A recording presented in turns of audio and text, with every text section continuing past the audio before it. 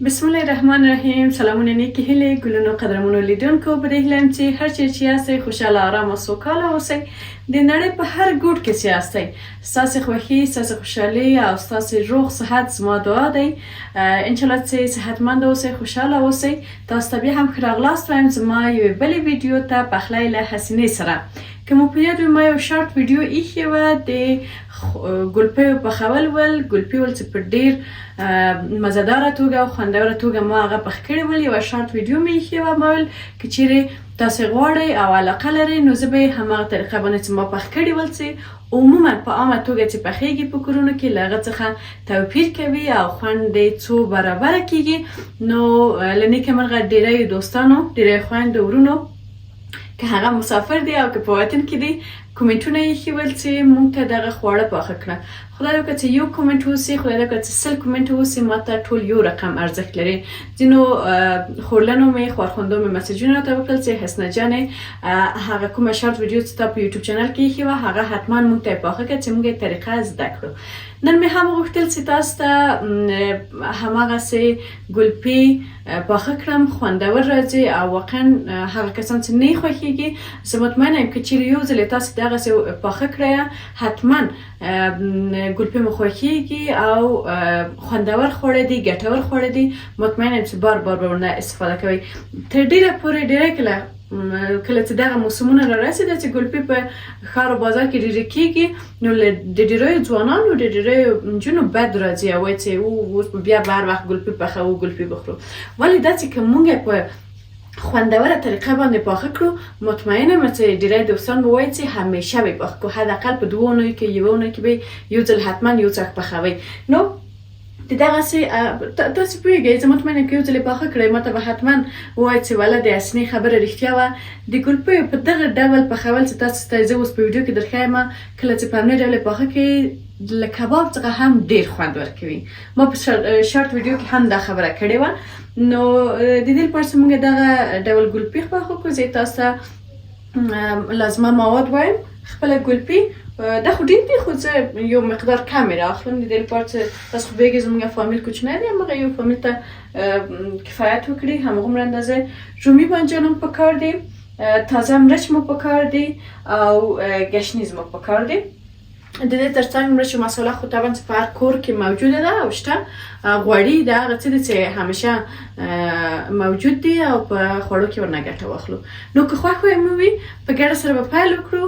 ستاسو د کومنټونو ستاسو د ملتیا په هیله یم که مو ویډیو خوښه سوله له نورو هغو هیوادوال سره هغو دوستانو خپلوانو سره چې ګلپي نه خوښېږي یا په کور کې تاسې داسې ګلپي نه وي خوړلي حتما زما ویډیو شریکه کړئ چې هغوی هم همدا شان باندې پاخه کړي او خوند ورکړي. زه به په پیل کې له دستکشو څخه استفاده وکړم. ما څو د پخلي خپرونه چې نشر کړلې ځینو دوستانو کومنټونه کړي ول چې اسنه جانې که دستکشو څخه استفاده وکړئ ښه به وي. یو خو دا ده چې موږ په طبیعي توګه یا په عادي توګه که چیرې موږ تاسې کور لپاره پخلی کوو نو فکر نه کوم چې څوک له دستکشو څخه استفاده وکړي پرته له دې نه چې یا په رستورانت کې خواړه پاخه سي یا په هوټلونو کې او یا هم په رسنۍ کې د کیمرې تر شا پورې. ولې ستاسې غږ زه هېڅکله هم د پښو لاندې نه کوم او هغه خویندې هغه ورونه چې غواړي چې زه په خپرونه کې د پخلي په خپرونه کې له دستکشو څخه استفاده وکړم نو زه به ستاسو لپاره د دستکشو څخه هم استفاده وکړم. هېڅ مشکل نشته په دې خبر کې. رابسو او په خپل کار به پیل وکړو. د ټول نه د مخه زه باید ګلپي ټوټې ټوټې کړم. قدرمنو لیدونکو نو تر هر څه د مخه د کوم ګلپي چې دي دا مو راواخیستل البته تر اوسه مینځل سوي نه دي. اول به ټوټې کړم منظم بیا وروسته له هغه نه به یې له خیره ومینځو او کش به یې کړو. نو خیر اوس دستکش نه اغوندم. تاسو زر انتقاد ونه کړئ چې مخکې دې ویل چې دستکش اغوندم او تر اوسه یې دستکش نه ده اغوستی ځکه دا خو وروسته له دې نه بیځي او کش کېږي بیا به دستکش واغوندو. نو دا په څه رقم موږ میده کوو چې دغه ډنډرې مکمل لرې کوو. دا چې دی یوازې دا ګل په دومره اندازه پرېږدو ځکه څومره چې وړکی اوسي هماغومره دا خو موږ په غوړیو کې لکه چپس غوندې پخوو نو دا خو په دیګ بخار کې تفت نه ورکول کېږي چې هغه تیار پاخه اوسي. د هغه لپاره څومره چې کولی سو دغه بیخي چې کلک دی دا ورنه ایسته کوو او خپله ګولې پرېږدو. دومره.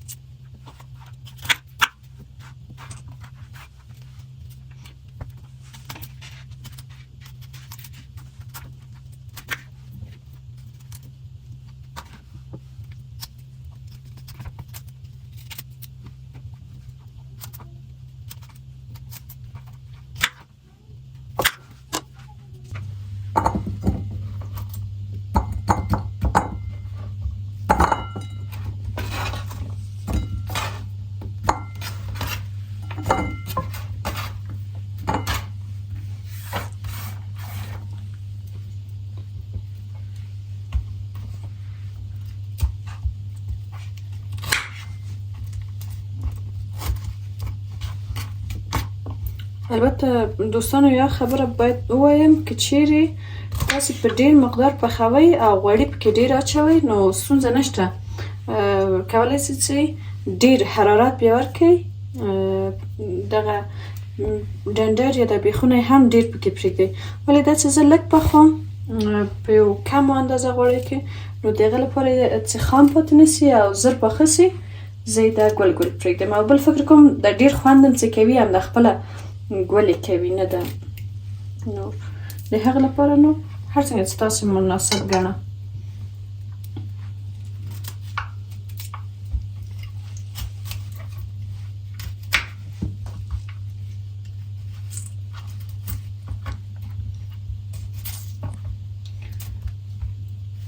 ګلپي مونږ او تاسو خو په قدر باندې نه پوهېږو، ولې که یو ځل یې په هکله په یوټیوب کې په ګوګل کې سرچ کړو ډېر زیات ګټور دي.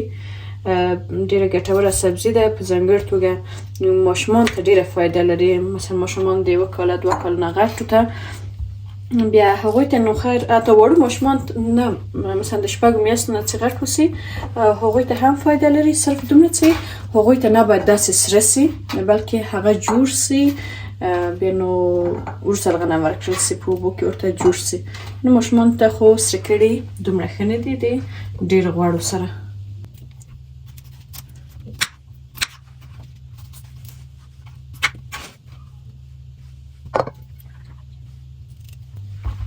دغه به م وکړم، نور فکر کوم کفایت به وکړي ځکه چې د یوه وخت لپاره زموږ د کورنۍ لپاره بیخي بسنه کوي. نو میلمه څوک نه لرم نن، که نه بیا به مې لږ ډېر پخ کړي وه، خو اوس نو یوازې زه هوره جان او قیضیان یو نو فکر کوم بسنه وکړي. ښه د باغ ګلونو او کش به یې کوو، پاک به یې پرېمینځو.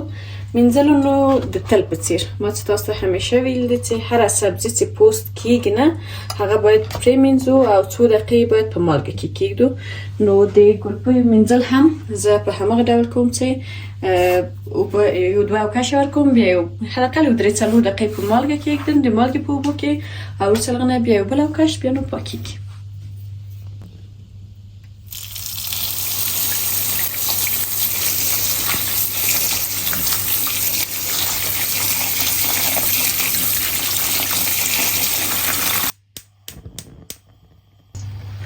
قدرمنو لیدونکو ګلپي مو پرېمینځله او یې تر څنګ ګاز مو هم ولګوه، غوړي مو په تاوه کې کېښودله تر څو ګرم شي. لږ څه ګرم شي بیا وروسته له هغه نه لکه څه چپسو ته چې مونږ غوړي سره کوو.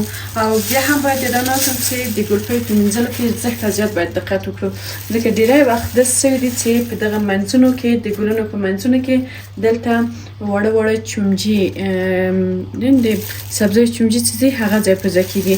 د همغې لپاره باید په مینځلو کې زیات دقت وکړو. یو ځل به امتحان کوو چې آیا غوړي مو سره شوي دي که نه. یو 2 دقیقې نورې هم پرېږدو چې ښه غوړي سره شي. بیا ډېر نه ډېر زیات هم نه داسې په یعنې مناسبه توګه چې لږ ګرم سي غوړي بیا وروسته له هغه نه پکې اچوو. ما په دغه اندازه باندې ایښي دي عین همداسې لکه موږ چې چپس پخوو، لکه چې موږ چې تور بانجان بورني بانجان پخوو په همغه شان باندې ګلپي هم سره کوو. قدرمنو لکه څنګه چې تاسو د غوړیو غږ اورئ غوړي مو څه نه څه ګرم شوي دي په همدغه اندازه باندې کفایت کوي نو زه به په لاس نه اچوم چې لاس ته مې لبرات نه شي په دغسې ګلپي اچوو او مکمل ګلپي باید په غوړیو کې دننه وشي همدونه به د لوبې لپاره کفایت وکړي ګاز لږ کښته کوو چې ډېر تېز نه شي چې ونه سوځي همدې اندازه نو څه ده چې سخت پرېږدو تر څو چې دا دم واخلي او واپس شي بیا به انشاءالله موږ چلوو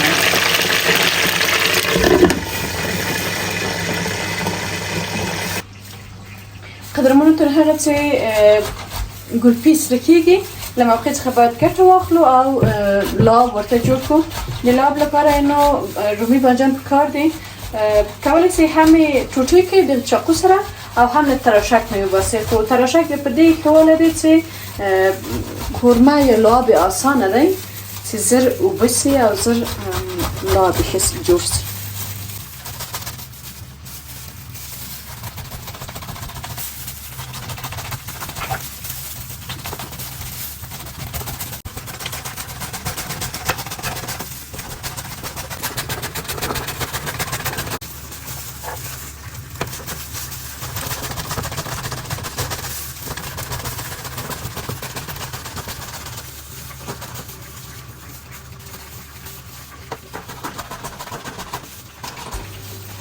قدرمنو څومره چې زموږ په دغه خوړو کې رومي بانجان ډېر وي همرومره به یې خوند ډېر وي یعنې هغه ټول خوند چې ده همدا د رومي بانجان ډېروالی دی نو کله چې خپله له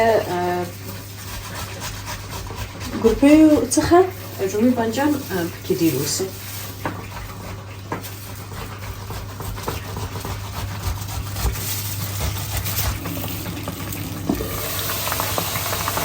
به این گلپی به هم چک کوم پس ببینید که دستی شکل ځان ته اخیستی دی اوس نو یو څو دقیقې همداسې باز سر ږدو یعنې سرپوښي نه پرېږدو چې لږ څه خپل دغه رنګ ته تغییر ورکړي یعنې خپله د ګلپي رنګ څه نه څه ګلابي شي لکه پیاز چې موږ تاسې د دې لپاره سور کوو رنګ یې ګلابي کوو نو ګلپي هم پرېږدو چې رنګ یې څه نه څه تغییر وکړي او ګلابي کلک شي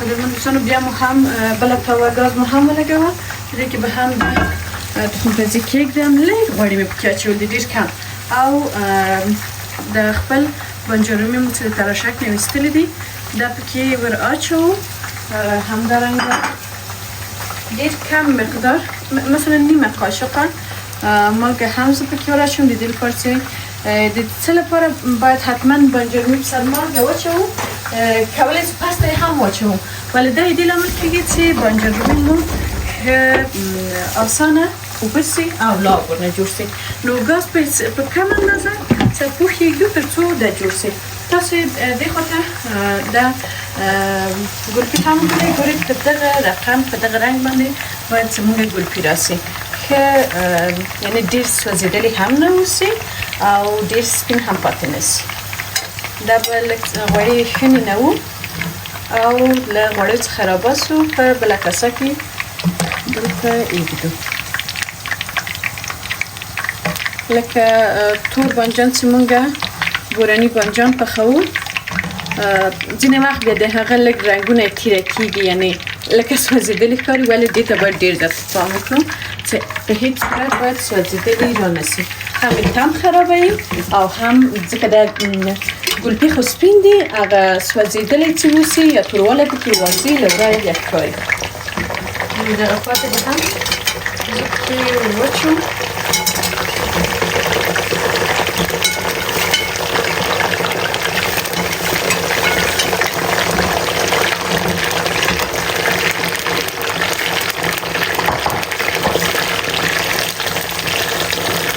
دې ډول سره به موږ پوهېدل پر چې دا لږ ډېر شوله نو دقه به ولرو چې لاندې باندې شي او ټول په منظمه توګه پاخه شي ګلونو کولی سو اوږه هم پکې واچوو. زه د یوه دندانه اوږه پکې اچوم او دا به زه اول تراشه کړم دې لپاره چې به ډېر د غاښ لاندې رانشي. نو دلخوا ده هر کسان چې غواړي اوږه پکې واچوي کولی شي چې اوږه واچوي، کوم کسان هم چې نه غواړي نه دی اچوي. ډېر زیاته په طعم کې تغییر نه راولي ولې بوی یې خوندور ښایسته کوي. نو زه د دې لپاره کم اچوم، ډېر کم اوږه زه عموما استفاده کوم. یو که چټني جوړه کړم په هغې کې لږ ډېر استفاده کړم، نور نو په خوړو کې عموما زه کم. او تاسو به پوښتنه کوئ چې دا اوږه دی ولې په غوړیو کې سره نه کړه بیا د رومي بانجان ور وانه اچول. د دې لپاره چې هم اوږه دا خاصیت لري او هم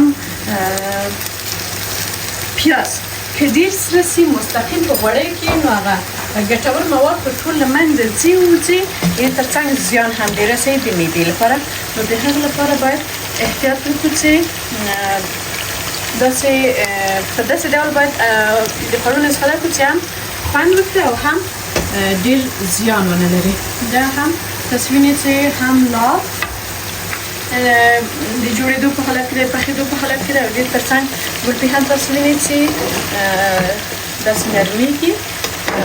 سر مې پرې ایښی دی او زه به لږ څه وخورم د دې لپاره چې ټول په منظمه توګه په غوړیو کې پاخه شي، نرم شي او بیا به هم د یو څه وختو لپاره سرپوښ پرېږدي.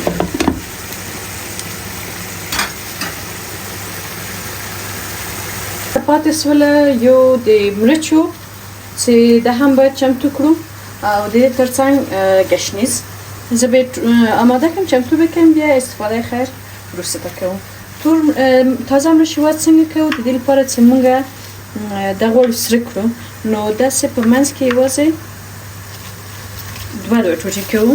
مقصد ډېر احتیاط کوئ خویندو یا هم ورونه که پخلی کوي چې هیڅ وخت تاسې تازه مرچ پرته له دې نه چې مثلا هغه پرې کړئ یا چاقو پکې ووهئ، دې هم زړه نه کېږي چې نن پوخ شي، هغه هیڅ کله تاسې همداسې مستقیم دغه مرچ په غوړی کې مصرف کوئ ځکه چې ډېر زیات غوړي بادوي او امکان د دې چې ستاسې لاس ستاسې مخ ټول وسوځېږي. نو د دې لپاره چې دغسې دومره تاسې ټوټې کړئ بیا دا ډېر ښه منظم پخېږي. هغه کسان چې ډېر مرچ خواره دي هغه د ډېر واچوي، کوم کسان هم چې په متوسطه توګه ده هغوی د کم واچوي. زه به هم متوسطه توګه دومره څو دانې شوله دغه یو بل وړه کوچ به وکړم، دا به هم ټوټې کړم. د دې لپاره چې قیجان مرچ نه خوري نو د مرچ خوری یوازې زه یم. دا مرچ به هم همدلته پرېږدو او د دې تر څنګ د ګشنیزو پاڼې پکار دي. مقصد ما همیشه په ویډیوګانو کې ویلي دي چې که پاڼې پکار وای که ګشنیز د خوړو په سر اچوو یعنې ګشنیز خپله نه پخېږي نو هیڅ کله باید دا ډنډرې پکې وانه اچول شي ځکه چې که د غاښ لاندې راغی نو هغه هیڅ خوندور خواړه نه دي. یوازې باید پاڼې راواخیستل شي او هغه استفاده ورنه وشي. که چیرې ګشنیز په داسې خوړو کې لکه آش کې اچوو چې لږ هغه جوش ورکوو یا شوروا کې نو بیا کولی شو چې ډنډرې هم پکې واچوو یا شوله کې ځینې کسان اچوي. نو زه یوازې غواړم چې په سر یې واچوم، د هغه لپاره یوازې دا پاڼې راخلم. یو ځل به راسو خپل دې قورمې ته هم لږ څه وخورو. نو کله چې پخلنځي کوئ باید ټولو څیزونو ته متوجه اوسئ، که ترکاري جوړوئ که لعاب قورمه یعنې دوه درې دیګي چې کوئ باید ټول ته متوجه اوسئ، داسې نه چې یو ته مو فکر وي او بل درنه وسوځېږي. او د دې تر څنګ دا ګلپي به هم زه لږ وخورم. ځینې خویندې خو به که پوه شي یا نه خو هغه مسافر ورونه چې دي هغوی به وایي چې څنګه موږ پوه شو چې دا ګلپي پاخه شوله او نور سر یې نه پرېږدو. ګورئ ګلونو خویندو او ورونو ګلپي یو خاصیت لري کله چې پوخ شي دغه ځای ته تاسو متوجه اوسئ رنګ یې همداسې سپین اوړي هغه وخت نو موږ پوهېږو چې ګلپي مو د پخېدو په حالت کې دی او پوخ شوی دی او نرم شوی دی. نو دا لږ چې یګان دانه یې سپین دي یګان دانه یې نه دي یو دوه یا دوه نیمې دقیقې به نور هم پرېږدو بیا به نو بیخي پاخه شي او سرپوښ به یې ورنه لږ سره کړو. خو دا لعاب مو نور بیخي جوړ دی تیار دی. اوس په لعاب کې زه څه اچوم؟ یوازې لږ د قورمې مساله ده.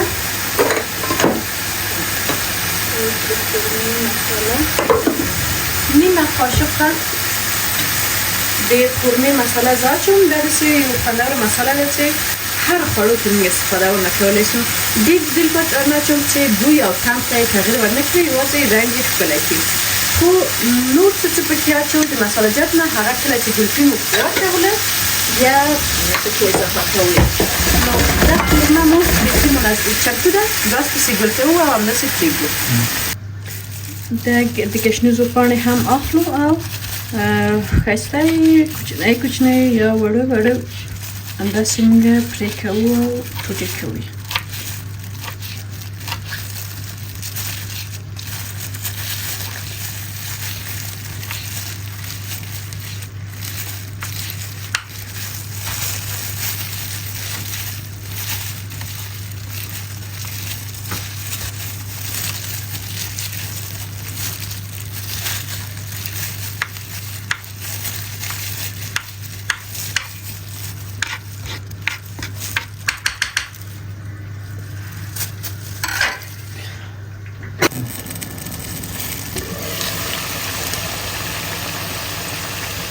گفتمو پاخه ده انشالله. نور بینه همه سنگ لود سر یعنی سرپوخ بلری که آنده سی بپریگو پا غړی کې چې سره سي او خپل رنگ ته بدلون ورکړي. د ګلپیو یو ښه والی دا دی چې څومره هم چې موږ په قاشق سره هغه ولړو هیڅ ټوټې ټوټې نه کېږي او نه خرابېږي. مثلا بامیه که هیڅ بیا اجازه نه لرو چې موږ ولړو په دې اندازه باندې، ولی ګلپي کې آزاده یو کولی شو چې ویلړو تر څو چې ټولې خواوې یو ډول ښې منظمه پخې شي.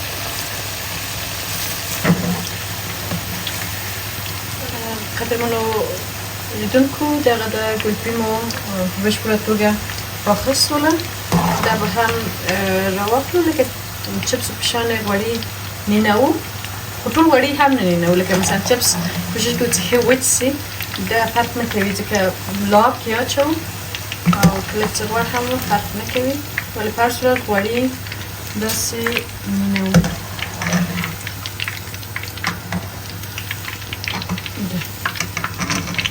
په دې رقم او اوس په همدې غوړیو کې چې حرارت هم شته ورپسې، یعنې ګاز روښانه دی، زه به دا مرچ پکې اچوم. همدا چې مرچ مو واچوله حتما یې باید سر داسې بند کړو ځکه چې اوبه بادېږي. ګلونه په ډېر احتیاط سره لږ لږ پکوروو چې آل وځي او غوړي الوچوي امکان دی چې لاس او مخ مو وسوځېږي. ډېر وخت یې نه پرېږدو، ډېر کم چې د مرچ خپل رنګ سپین کړي نو موږ پرېږدو چې مرچ پخ شوي دي. ډېر نه پرېږدو چې بیا سوځي.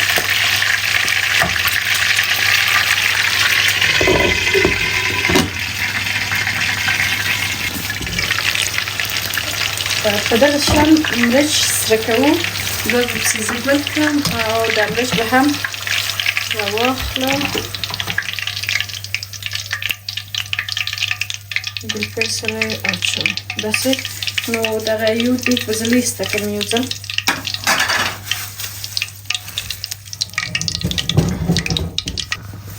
په ډېر کم شعله حرارت ګاز مو په دې لاب پسې ولګول او اوس د خپل سره شوي مرچ او ګلپي پکې اچوم.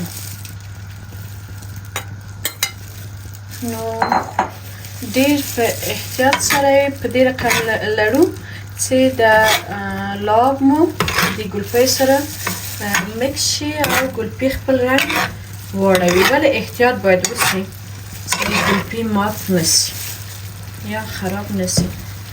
نو په دې رقم او اوس د ګلپي په سر لږ څه تور مرچ او لږ څه وچ ګشنیز زه اچوم. که چیرې ډېر ترخه مو خوړل کولی شئ چې مرچ یې ډېر کړئ او که چیرې ډېر ترخه مو نه شئ جوړ کولی نو لږ کفایت کوي. دا وچ ګشنیز اچوم. دا لږ وشو د دې پسې تازه ګشنیز هم ورسره استفاده کوم او همدارنګه نیمه قاشق په اندازه یا لږ هم کم تور مرچ اچوم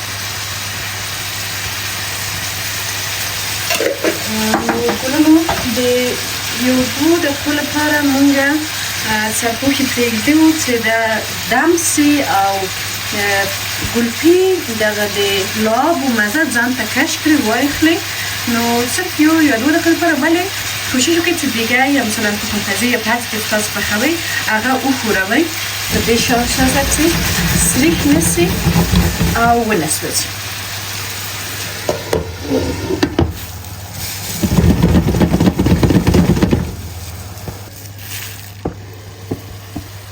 قدرمنو لیدونکو دا مو چې حداقل یو 2 نیم یا 3 دقیقې تفت ورکړ یا دا مو کېښودله نو سر به پرې لوڅ کړو او دغه کوم تازه ګشنیز مو چې میده کړي دي دا به داسې په سر ور واچوو وروسته له دې نه چې ګشنیز مو واچوله یوازې یو څو ثانیې مونږ دم ورکوو ډېر نه د دې لپاره چې ګشنیز بیا خپل رنګ اړوي صرف یو 50 یا 40 ثانیې ورته وینوي بیا هماغومره دم ورکوو او د دې ترڅنګ دې خوا ته به راسو له نیکه مرغه نه پوهیم زما طالع دي که ستاسې طالع دي چې زموږ مستې خلاصې شوې او قیجان نن نور بل سطر راوړ زما طالع په دې کې ده چې زه به مستې نوشیجه کړم او ستاسو طالع په دې کې ده چې دا مستې در وښیم اعلان یې نه تېروم ولې ښه ته باید حتما موږ ښه ووایو د کابل ښار کې اوس دغه مستې نه پوهیم دوکانداران وایي چې موږ د قندار نه راوړو داسې امکان لري که نه خو زه نه پوهېږم ولې ډیر وخت کېږي موږ همیشه له مستو څخه استفاده کوو او مستې اخلو سطل نو د یو څه موده کېږي چې دغه مستو څخه استفاده کوو همدغه سطل ده یعنی هیڅ تغییر نه خوري ډېرې ښکلې او ډېرې خوندورې مستې تاسې وګورئ چې مکمل قیماق دی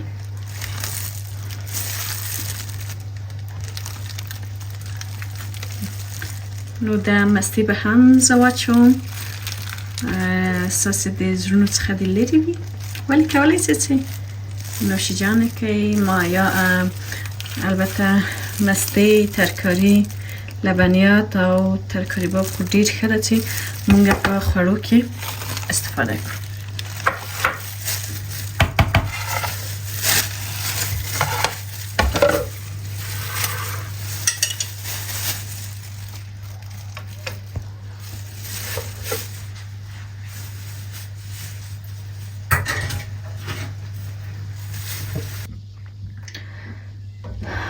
به بالاخره زمونږ خوندور خواړه چمتو شوله ګلونو تاسو به یې رنګ وینئ انشاءالله چې خوښ مو سي واقعا خوندور دی یو ځلې حتما تاسې وازمایه او پوښې کې مطمئنه یم چې مثبته نتیجه درکوي هسې هم ګلپي خو دومره قیمته نه دي نو په یو ور پخېدلو حتما ارزي کوشش باید وکړو په داسې توګه یې واچوو چې دغه د سر ګشنیز همداسې د قاب په سر پاتې سي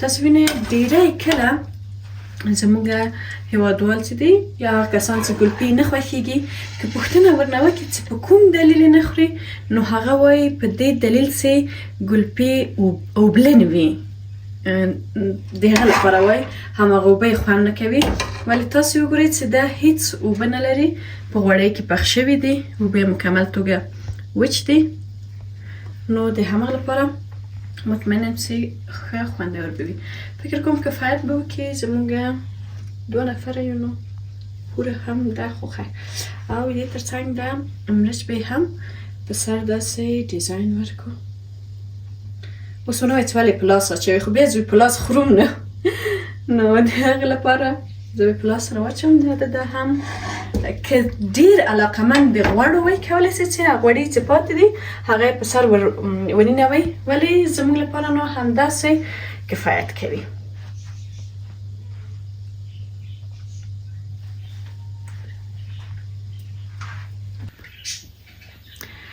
قدرمنو هیوادوالو دا زموږ د دې خپرونې چمتو شوي خواړه هیله مند یم چې طریقه مو زده کړې اوسي او د خوښې وړ مو وګرځي دا خواړه.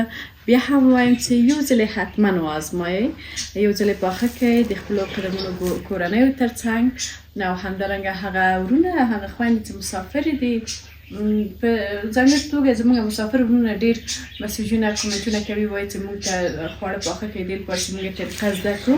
بعضې په مسافرۍ کې وایي د وطن د لاس وطني خواړه او یا هم د میندو د خویندو د لاس او یا هم د مینه ناکو میرمنو د لاس خوړو پسې وایي موږ خفه شوي یاستو. نو دغه طریقه یې ما تاسو ته در وښودله. بیا هم وایم که ویډیو مو خوښه سوې اوسي حتما یې له دوستانو سره مو هم شریکه کړئ تر څو هغوی هم د لیدو څخه خوند واخلي. مخکینی ویډیو خو چې ما پوسټ کړې وه په هغه کې قیزیان د خوړو طعم ولیده او تاسو ته یې ویلې چې څنګه راغلي دي. نن نو قیزیان د کیمرې تر شا ده ویډیو اخلي، زه به یې مزه وڅکم، تاسو ته به درته ووایم. ولې وایم چې حتما یې نوشیجان کړئ. د دې ترڅنګ ګورئ هغه څه چې موږ راخیستي دي اوس ورو ورو نو ژمی رانږدې کېږي. په افغانستان کې په کابل یا یو شمېر ډېر ولایتونه هوا د سړېدو په حالت کې ده، دغه د ژمي یا فصلي مرضونه هم دا پیدا کېږي. نو د دې لپاره چې وجود مقاومت مو ډېر دی ښه ده چې باید ویټامین سي نه استفاده وکړو، هم مستې هم نارنج هم خپله شنه مرچ او هم ګلپي د هغه څه دي چې د ویټامین سي کچه پکې زښته زیاته ده او وجود ته ډېره زیاته فایده لري. نو زه به یې ستاسو په جای نوشیجان کړم، بیا به تاسو ته وایم چې څنګه خوند کوي. ښه لږ مرچ به هم راواخلو، دا به زه داسې پرې کړم لکه چې مرچ ترخه دي کم که نه. او همدارنګه ښه د دې لپاره چې نه پوهېږم قیجان به نارنج بیا وخوري که نه، نو زه به یې په ټولو نه اچوم، فقط په دې خپله مړۍ به یې واچوم.